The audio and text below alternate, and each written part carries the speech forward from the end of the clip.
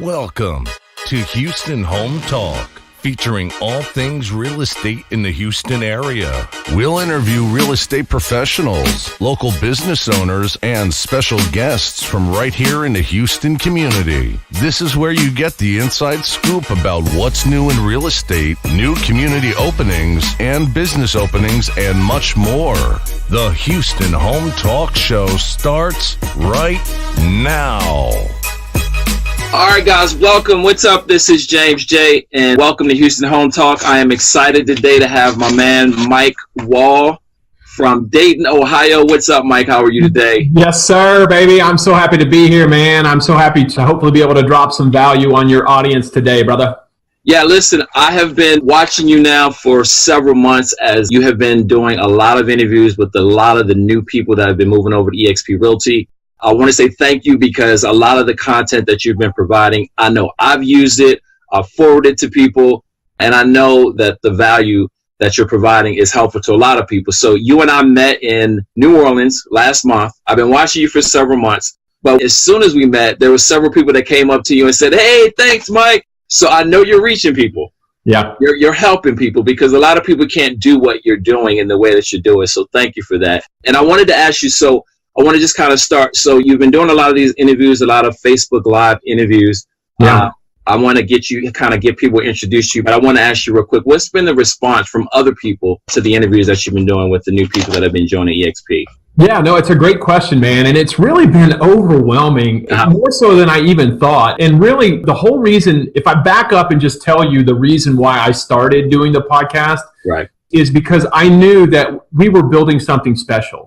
But I also knew that change is big. Change is big for everybody involved. Right. And especially for those people who are team leaders and running a business. And I wanted to give those people a platform to be able to share their unique story with the world. And in hopes that somebody out there might identify with them and be able to make an intelligent decision about where their business went. And then also providing a kind of a detailed roadmap for change if they decided to move their business over to eXp. And then also kind of lastly is just to provide insight on people curious about learning more about eXp. Right. Yeah. So let's let the audience know a little bit about you, because I know you have been in the business. You've been licensed for about 16 years or so. But you started full-time, was it 2014 when you officially kind of started full-time? I did. I got kind of a unique story. So I've had my license 2002. I actually got into the business just as a buyer specialist for one of the top agents here in our marketplace, a guy named Phil Herman who worked for RE/MAX. He was a big deal, man. The guy was selling like 300 properties back like when nobody knew about teams. And so when I got into the business, I just thought, man, I don't want to try to learn all this on my own. So what I'll do is I'll take a little bit less of a commission split to go under somebody who actually has all the knowledge for what I want to do, right? And so I worked with Phil from 2002 to 2009, and we all know what happened in 2008, 2009. The market just completely crashed.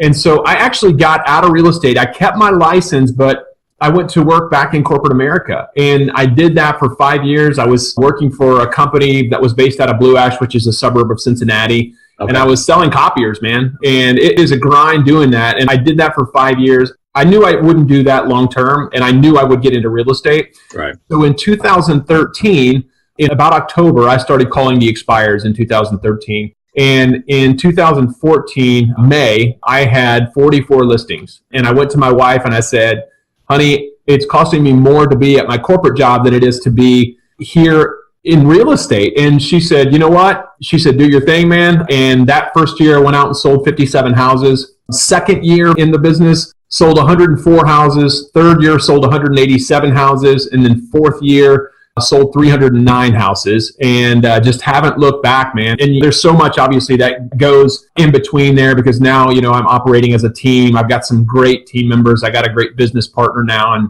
we've opened up a whole nother world with investing and so forth. Now, let me touch on this because it seems pretty simple. One of the things that I love about you is the consistency. So I know you've been doing a lot of live coaching calls. Obviously, you've been doing this for several years, calling the expires. Yep. One of the things that I tell a lot of new agents is what you think, because everybody just assumes everybody's calling the expires. And I've heard you mention this in the video. A lot of people will stop calling after the fourth time or even the third time in a lot of cases. Obviously, you were consistent. So what made you focus on the expireds? Because as a new agent, that's one of the things that I always tell people to do. Focus on expireds. You can get that information and just keep consistent, stay consistent with it. So what made you kind of start? What was it, I guess, the thing that kind of got you to focus on the expires when you first started? Yeah, no, man, that's a legitimate question, because if you think about it, I mean, everybody's good at something, right? And everybody can always make up the excuse that I'm not good at something. And typically it's because they either don't have the experience or they're just not willing to try.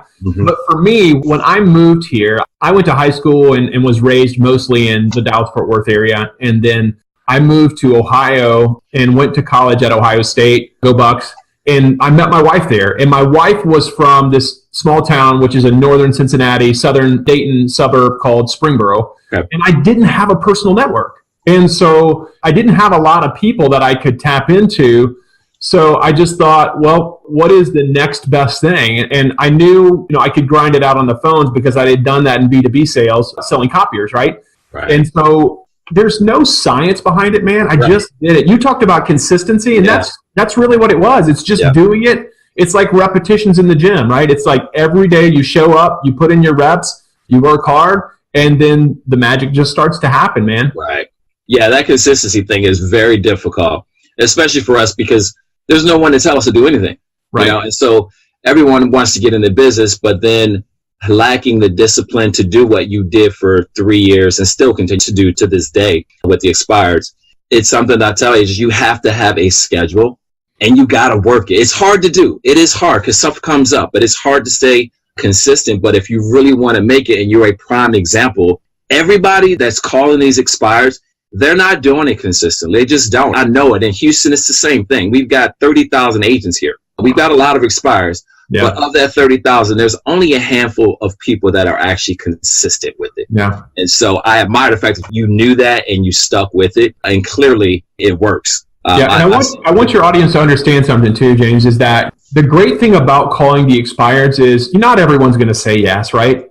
We are fortunate enough to work in an industry where the margins, if you do get a yes, are very large. Yeah. And I always tell my team this, right? We live in a market in Southwest Ohio here where the average price point is not really high, right? Our team average sale price is $178,000 and our market average sale price is $130,000. But you can still make a six-figure income here if you just get one yes every week, because our agent's average commission check is $25.50. And if you take $25.50 and divide that out over 50 weeks, you've got a nice income, right? Absolutely. And so really we have our team focus on that one yes per week, right? We understand when we pick up the phone that the odds are against us, right? And we understand that most people are not going to answer the phone. And if they answer, most people are not going to set an appointment. But we understand also that if we do get somebody to answer, and if we do get somebody to say yes, then we got a shot at a six-figure income. Absolutely. Yeah, and there's a couple of books that I've read, but Go for No is one. But Darren Hardy, I love Darren Hardy. So December is going to be here tomorrow. And I bring this up because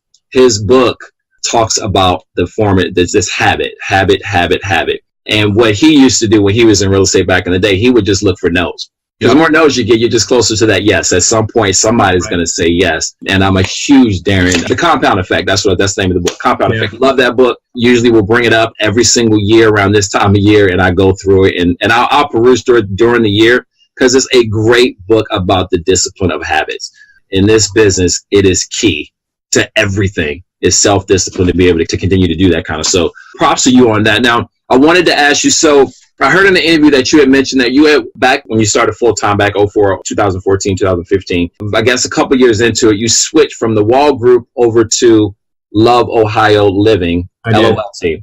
I did. Explain why you did that. I think I know the answer, but I wanted my audience to understand, why did you do that? Why did you think that was important to get your name off, I guess, the brand and kind of brand it to Love Ohio Living, which you that's a great question. And there's arguments for both sides, I think. Right. But for me personally, I thought it was more sustainable to build a business that didn't have my name on it. Right. I didn't think people would sustainably work to build my business. I thought that together, if we formed something that we could all believe in and all row the same direction that didn't have my name on it. In other words, it's like a football team, right? So if you think of the Dallas Cowboys, right? who did beat the Saints last night, which They did, yeah. if you think of the Dallas Cowboys, they're not called the Jerry Jones, right? They're called the Dallas Cowboys. Jerry Jones owns the Cowboys, but everybody has their respective position for the Dallas Cowboys. And then when they come together, they make a team, right?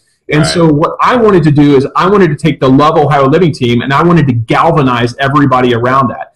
And what that stood for was elite level agents being able to plug their businesses in to our tool systems and resources to go out and sell as many houses as they want. Not they plugged into Mike Wall and just took all my leftovers, right? Because there's a team model that works that way, and I just don't believe it's sustainable. And the statistics show, the shelf life on those type of a team, the shelf life of the agent is much lower, right? Because what happens is they come in most cases, and they build them up, and then those agents, they want to go do the same thing. Whereas now we have an agent on our team, it's just, it's like Natalie Rose, right, is an agent on our team. It's Natalie Rose with the Love Ohio Living team or brokered by eXp Realty, right? And that's like her name goes on the sign. We just have our LOL logo. And quite frankly, it's not that I would ever sell my business, but if you think of it like this, James, who's going to buy Mike Wall real estate without Mike Wall? Yeah. You know what I mean? Yeah. No, you're right on. And that's a key when we talk about marketing, branding, because I kind of struggled with that as well earlier in having my name. But I agree with you completely. And I think the buy-in from your team is much more when you have LOL, Love Ohio You're Living. So I love that you did that. That's a key. That's a nugget for people to really look at that because, and then like I say, there's arguments both ways. But I'm actually on board with you as far as the branding and not having your name attached to it for the long term.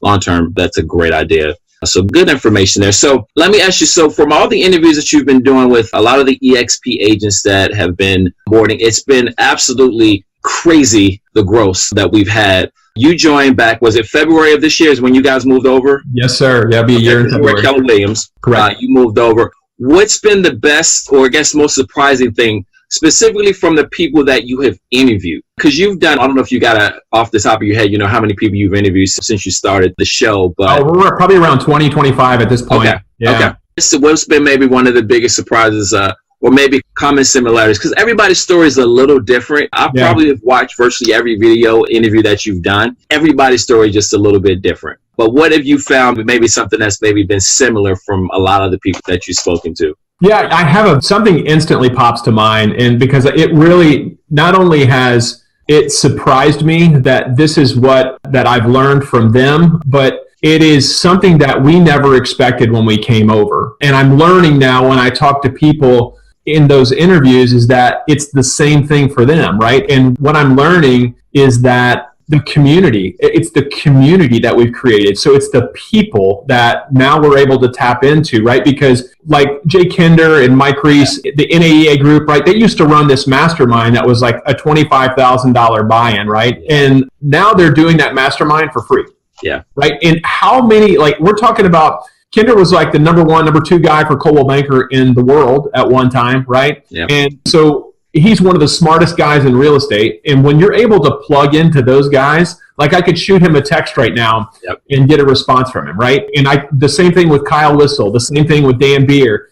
I mean, we're talking about like some of the biggest real estate teams and smartest real estate minds in the business. Yeah. And so for me, that was the biggest surprise, man, is the fact that now we've created this fantastic community of learning and sharing and just growth and excitement, man. And so that's an easy answer for me. So yeah, you and I, we've got a lot of similar circles as far as NAEA. I've been with NAEA probably since 2011. Actually, back then it was just Kinder Reese, but I've been following Jay for years. Mm-hmm. And he's one of the nicest guys you'll ever meet. And so, yes, I also coached with him as well. And you're right. When we had you've gone to Exponential Growth Summit back in the day. I never did go to that, believe it or not.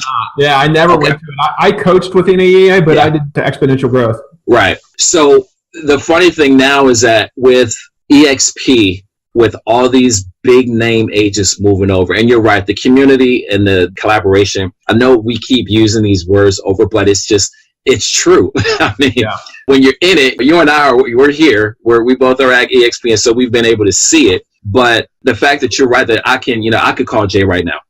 And, I've paid thousands and thousands of dollars to Jay to coach me, and now that same information, I can still get it and get access to him with literally just picking up the phone right now. Right. So that's been one of the biggest pleasant things that I've seen as well. For a lot of people that are not, or maybe looking at the opportunity right now, other than the collaboration, what else has maybe been one of the things that's kind of been a plus for you? Yeah, I mean, what I want to add to that real quick is that I don't want people to take that for granted because, a lot of people, I think, represent EXP the wrong way. Right. And I think you're trying to get people, you're calling people that you don't know and you're trying to get them to move for revenue share or, stock. And that's not enough to get people to move. It's like you need to figure out what if we understand at the end of the day, right, that map is more valuable than the treasure, then you understand that knowledge that you can get through collaboration, that's where the treasure is, right? That's the map to the treasure, to be able to collaborate with those guys in a mastermind group. These guys are doing stuff at a level that we just haven't thought of or haven't gotten to in our businesses yet. So for that person out there who's doing $10 million or $20 million a year that wants to get to 20 million or 40 million or 100 million, right? The difference between them, where they're at right now and where they want to be is that roadmap, right? Yeah. And so when you join EXP, you're able to tap into that right away, right? Through the collaboration and relationships that you'll build here. So I wanted to make sure that your audience was crystal clear on that because although revenue share is fantastic and the opportunity to be an owner through stock is fantastic, it's not the only reason you should join EXP, right? Yeah. No question about it. Yeah. I think the excitement around it is just because it hasn't been done this way before. Yeah. And you start looking at the opportunity down the road. But I cannot agree with you more, Mike. That component of EXP has gotten a lot of publicity. And I think as far as representing EXP, a lot of people would probably get a little turned off because everybody's talking about the revenue share. But you are right. That's not really, for me, the number one reason. It is the fact that you get to collaborate. Like you and I would not be talking right now. Right. I mean, we would be talking right now if it wasn't for EXP. Right. I wouldn't be able to call Kyle or anybody for that matter. And it's genuine. When we went to the EXP Con last month, I mean, it's genuine. People are just really willing to help you with whatever, because it does benefit us all when we all succeed. And so where it used to be, you have frenemies. You interviewed, was it Tammy yesterday? Tammy was the day before, but you're talking about Mary Simmons Maloney. Mary, yes. Mary, don't kill me if you watch this. I love you so much. But yes, she was frenemies with Kyle Whissel, right? I mean, they worked at competing brokerages in San Diego, and she talked about that too with the collaboration now with Dan and Kyle, who were formerly her biggest competition, right? Yeah, huge. That's awesome. So a couple more questions for you, Mike, before I let you get on out of here. Again, you said the response from people, because I saw people coming up to you when we were at EXP Con last month, which is pretty cool as we were in the middle of talking. Let me add one more thing, James, because I know you asked me, and I'll try not to be too long-winded here, but I want to make sure that people understand the value of what the model at EXP has to offer, no matter where you're at in your business, because you asked also what was another thing that I had learned, or what was another reason that we moved and what we learned through our move. And I'm hearing back from obviously a lot of these team leaders in our interviews is the fact that I had a decision to make personally when I moved. We were opening up our own market center. We had approval through KWRI. We were opening. In fact, that market center is now opened without me, right? Okay. And some other person or group came in and took my place. But I was supposed to be an owner at that market center, and EXP was put into my lap, right? And so we had a decision to make right away. And that decision was, do I move forward with my plans with Keller Williams to open this market center, right? Or do I move my team to EXP? And I'll tell you what it came down to. It came down to what was better for my team, right? Ultimately, the reason why EXP won out is because the move to Keller Williams would have been a lateral move. Actually, it would have been a worse move for them because the cap was going up at the new office. It would have only been a win for me, right? So if I could have been an owner at that office, and that would have been great, right? Our ego loves that, right? I'm an owner. Right. But ultimately, if I knew I wanted to be successful through my team, that's what I want. Yep. And ultimately, to be able to provide them the best platform for success, right? I knew that I had to make the decision to move to EXP because now I can offer them things that I never could before. And that is through revenue share. And that is through stocks, right? Now they can become owners. They have a vested interest after 3 years, and they have 2 exceptional wealth building tools that they never had access to before. Absolutely. Yeah. Yeah, and that same message that as I go around talking with agents in my market, same message. My team is definitely not structured because your team structure right now consists of what? How's your team set up right now? So we serve two markets. So we serve Dayton, Ohio market and also the Cincinnati, Ohio market. Okay. We have 25 agents. We also have a listing manager and a contract manager and then an office manager as well. Right. And then I have director of operations, co/owner, and a guy named John Pawelski. Yeah, so you've got a pretty big machine going up there and a lot of people being affected by your decision ultimately to make that move over to EXP, which is not something to be taken lightly by any means. Yeah. I've spoken to a lot of other agents, and I know I've watched a lot of your interviews with people who it's a tough decision because it's not just you that you're affecting here. It's a ton of people that are affected by your decision, good or bad, one way or the other. But, I don't think there's really any downside to EXP. And, I may be a little biased, but the other revenue models or other revenue streams that we have available, it's great. But the fact that we can collaborate with people all over the country at this point, and soon to be international, 2019, 2020, which is pretty exciting where the company is going. I kind of compare what we're doing now with EXP and how Glenn has set this up, and the fact that you and I can have a conversation, you and I can talk to each other. So 3 quick questions I want to ask you. First question is, what are you reading right now? I know you're always seeking knowledge, I know. So are you reading anything right now that... Let me look it up for you, man. I'll tell you right now. I usually have a couple different books going on. Yeah. I do love to read, and I do love to listen to podcasts. Yeah. I'm listening to... This is not a business book, but it's called Sleep Smart. I don't do fitness coaching, but I have a fitness coach too. And so he sends me books. I'm also listening to The Perfect Day Formula, and that's by Craig Ballantyne. Yeah. And then I'm listening to another book called The Swerve, and that's a good book. It's funny, man, because if you do a lot of reading or if you listen to podcasts, you always get ideas about books from other people, right? It seems like one book kind of leads to another, right? One book mentions another, and then you pop that in Audible and you read that. I think one really good nugget, and you and your audience should write this down if you haven't heard it already, is listen to the most recent Max Out podcast with Ed Milet, where he talks to the UOP baseball team. That is so good, man. It is so powerful. I've shared that with my entire team. I listen to it probably every other morning because it just so resonates with me, especially as you transition into 2019. If you need something to get you up and light a fire under your butt, it is great, great material, man. Yeah. No, Ed Milet, he's awesome. He is awesome. And that's the beauty of a podcast or an audiobook for that matter, just to be able to listen to it at any point of your day, at any time. It really doesn't matter where you're at. Nowadays, you can just pop that in and listen to it. So I have not heard that one, but I will make sure that I listen to it. And I may actually post a link so people can just click and go right into it. Awesome. So, and I'm an avid reader as well. There's always something that I pick up. So the knowledge, that is that compound effect, one compounds on top of the next thing. So another last 2 questions here. So what's your favorite quote?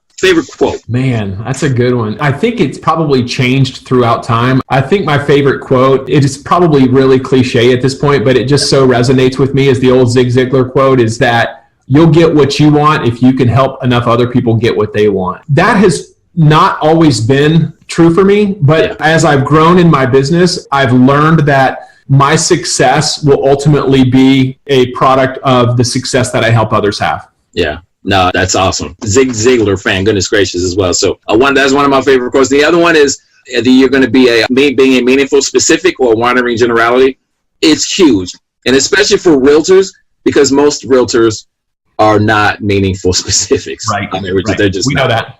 Great quote there. And last thing I want to ask you, so what's something that you want to do in 2019 that you've never done before, whether it be business related?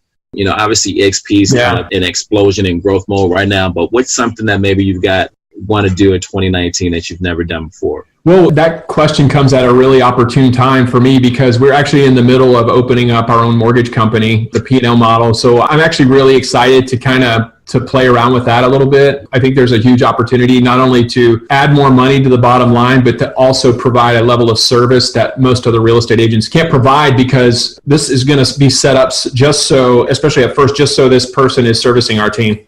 That's great. Yep. Yeah. I've had a stint as a loan officer.